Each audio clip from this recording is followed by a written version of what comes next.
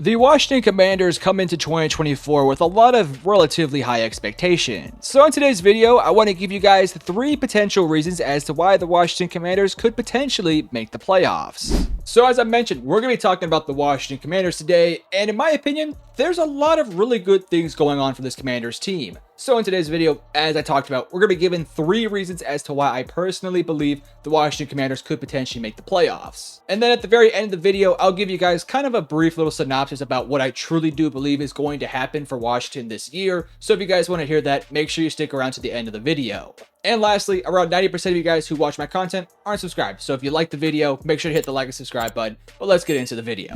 So as I mentioned, we are going to begin with my number 1 reason as to why the Washington Commanders could potentially be a playoff sleeper and maybe could make the playoffs somehow in 2024. And that reason is the overall revamped roster. We are going to begin by discussing the offense first of this roster, then we'll talk about the defense. Looking at the offense, a lot of pieces have been changed from the past year. Obviously, the overhaul has started off primarily with the quarterback position. Last year, you had Sam Howell as your starter for the majority of the year. And now as you enter into 2024, you drafted Jayden Daniels and you brought in Marcus Mariota to be your 2 quarterbacks for this upcoming season. Ideally, Jayden Daniels will be the starter week 1, and we'll talk about him in more detail a little bit later. Then for his weapons, a lot of the pieces are the same as last year. You still have Brian Robinson Jr. as the starting running back. You still have Terry McLaurin and Jahan Dotson, and you brought in Zach Ertz, who, is Zach Ertz. But you also brought in a couple of big name guys that could potentially do something for this team, like an Austin Eckler and a Ben Sinnott. Those are guys that, in my opinion, are a little bit underrated. Austin Eckler got a lot of criticism last year for not really performing up to his expectations from his previous years. But I think as somebody who can sort of spell Brian Robinson Jr. as like a polar opposite type of style from him is, in my opinion, a pretty solid pickup for this team. Austin Eckler is not a 3-down guy. He's a guy who you typically want to play more in the screen game or some sort of small packages where maybe you have 2 running back lineups out there. Whereas Brian Robinson is obviously not quite like that. He's more of a bully style, brawler style that can get downhill fast, bully people over, while also being pretty agile at it. I do expect Brian Robinson to have a really solid year, but I do think Austin Eckler could maybe have a bit of an underrated year as a backup / rotational piece for this offense. Then you look at the offensive line, and there's a couple of new pieces primarily within the interior of the offensive line. At left tackle, it does appear like Brandon Coleman will be the starter. We will see if that does hold up because you do have some pieces like Cornelius Lucas behind him. But if Brandon Coleman can potentially come out there and play at a high level, maybe he could get the start at left tackle. At left guard, you have Nick, and I hope I say this right, Allegretti. I think he's a solid left guard. I wouldn't necessarily say that I think he's a long-term player for this team that's going to be a cornerstone piece as a guard, but maybe he could pan out this year and do some good things. Then in the offseason, you brought in Tyler Biadasz from the Dallas Cowboys, who has been to the Pro Bowl and has been a pretty solid overall center for the Dallas Cowboys. I wouldn't necessarily say that I think he's a top 5 center in the league, but I also do think that he is a really solid center that you're not going to ever really pick out and be like, this guy just sucks. No, he's a decent center that can get the job done. Then at right guard, you have Sam Cosmi, who I think is a really solid player, a bit of an underrated player at that. And then at right tackle, Andrew Wiley is going to play right tackle. So all in all, your offensive line had a little bit of some improvements in this offseason. Your weapons primarily stayed the same, but with the improvements at the quarterback position and some unproven guys like Jahan Dotson and Dyami Brown and potentially Austin Eckler, then I think this offense could actually be pretty solid in totality. Last year, the offensive line was one of the worst in the leagues, and you upgraded in some major ways, and you got a quarterback that's really good at evading pressure. I think this could be a really solid unit in general that maybe surprises some people with the number of points they're able to put up. Now let's go ahead and move over to the defensive side of things, which in my opinion has just been completely overhauled in every way, shape, and form. Starting off with the defensive line, holy crap, this is a brand new defensive line, especially on the edge rushing department. Of course, you still have your 2 dominant interior players in Deron Payne and Jonathan Allen and John Ridgeway, but then you also were able to upgrade with Jerzon Newton, who I think is going to be a fantastic pickup and somebody who can spell a guy like Deron Payne and Jonathan Allen as a rotational piece that can add a lot of really good pass rush capabilities as well as being a decent run stuffer. Then on the outside, you brought in Cleveland Farrell, Dorrance Armstrong, Dante Fowler, and Javonte Jean-Baptiste.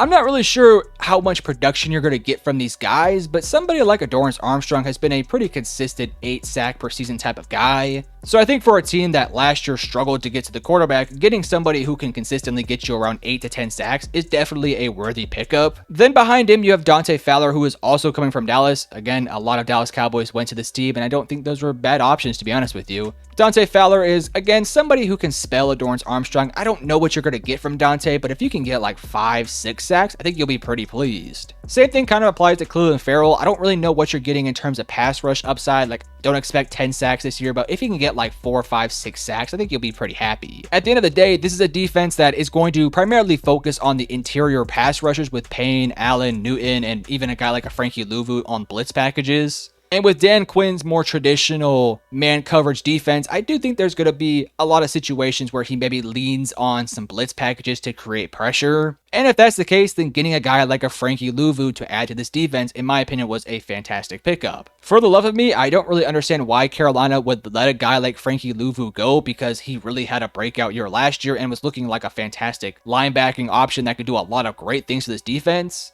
But ultimately, he left to go get a bag at Washington, and I think they're going to get a fantastic player that's a good blitzer. He's good in coverage, good in run defense. He's not the greatest linebacker in the league, but he's definitely a damn good one. Then you still have Jamin Davis, and you brought in Bobby Wagner to be a veteran for this defense. I think this is a really solid front 7, front 8 type of units. Then you got your cornerbacks and your safeties, your overall secondary, and I think it's still a little bit of a work in progress. Your 2 outside cornerbacks, and I should say 3 because I do think there's going to be a decent rotation of corners who play this year. But you got Benjamin St-Juste, Michael Davis, Emmanuel Forbes, and Tariq Castro-Fields. I'm not sure who's going to be the day 1 starter. If I had to guess, it'd be St-Juste and Davis, but I wouldn't be shocked if Forbes does get a lot of run this year. I've said this throughout the offseason that I think if there was a head coach or a defensive-minded coach that can get the most out of Forbes, it would have been a guy like Dan Quinn. I know that Forbes is skinny and maybe might struggle a little bit more in like a press man coverage type of situation, but you gotta imagine that Dan Quinn is not going to be having this guy doing a whole bunch of bump and run coverage styles. If you look at a guy like DaRon Bland, who is in a lot of ways a smaller cornerback with not maybe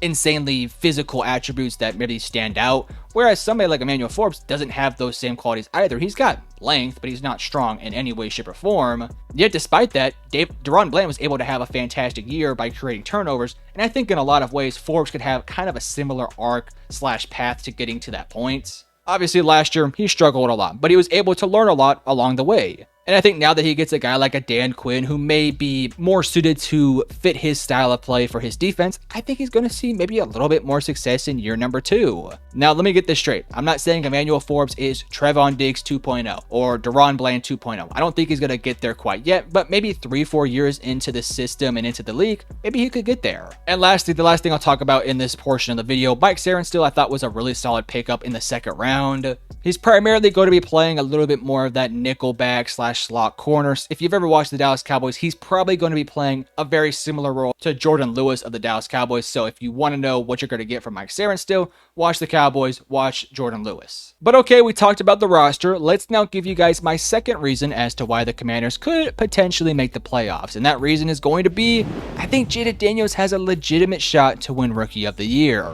Let me get this straight. I'm not going to come out here and tell you guys that yes, Jayden Daniels is going to win Rookie of the Year, because ultimately I kind of personally believe that Caleb Williams is going to win that award. But with that all being said, if there was a quarterback from this draft that I personally would predict to come out right out the gates and play at an extremely high level, it probably would have been Jayden Daniels. And no, that's not because I think he's the most talented quarterback in this draft, nor do I think he's going to be the best quarterback in this draft. But ultimately, we're talking about a quarterback that's played a lot of football, and I think his brand of style of playing the quarterback position is going to suit quite nicely in the NFL. This is a guy who's going to make all sorts of flashy plays with his legs, with his strong arm, with his aggressiveness, whereas somebody like Caleb Williams might struggle to sort of adapt his play style early on. Again, I still believe that Caleb Williams will win Rookie of the Year, but in a hypothetical scenario where a guy like Jayden Daniels comes out at year number 1 and plays at that same Rookie of the Year like level and maybe makes a run to win that award,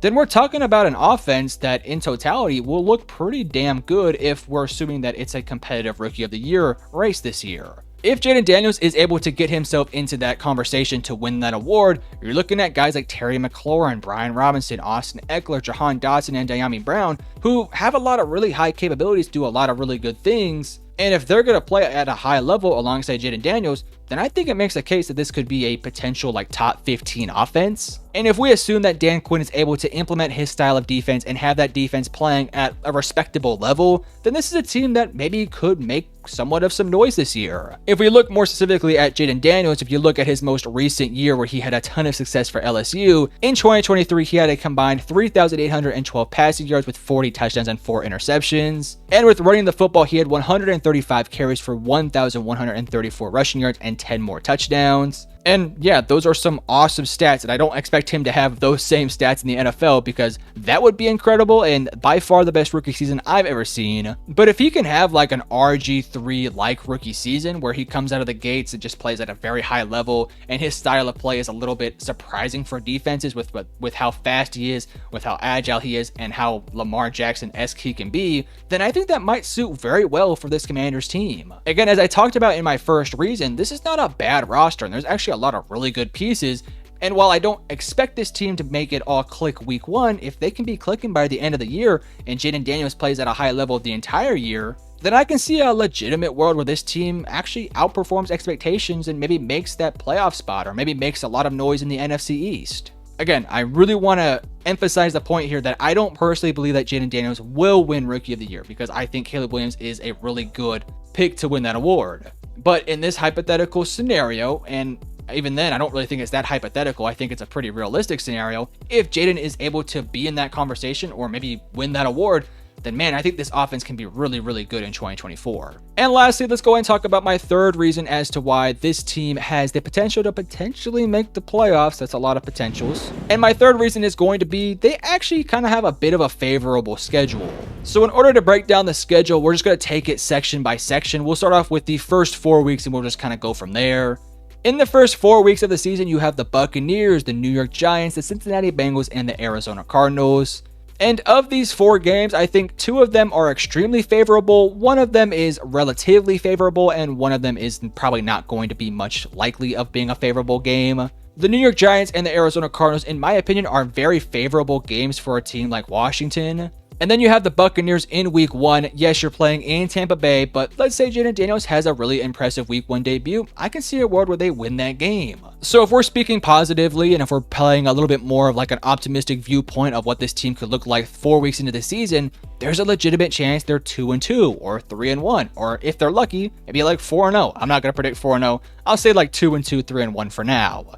Then you have a bit of a tougher stretch after week 4. In week 5, you have the Cleveland Browns. Week 6, you have the Baltimore Ravens. Then you got the Carolina Panthers in week 7. And then you have week 8 against the Chicago Bears. Now, of these 4 games, obviously one of them is extremely winnable, whereas I think the rest of them are kind of unlikely to be wins, but maybe you could beat a team like Chicago. Obviously, I don't think they're going to be able to beat the Browns, nor do I think they'll be able to beat the Ravens. I just think those are 2 really good overall rosters that right now Washington realistically can't compete with. But if you're looking at a team like Carolina, that's more than likely going to be a win for Washington, and then Chicago is somewhat of a winnable game. I don't think they'll win that game because I actually really think the Chicago Bears look really good, but Carolina is a pretty easy win, so in that stretch, let's say you go 1-3.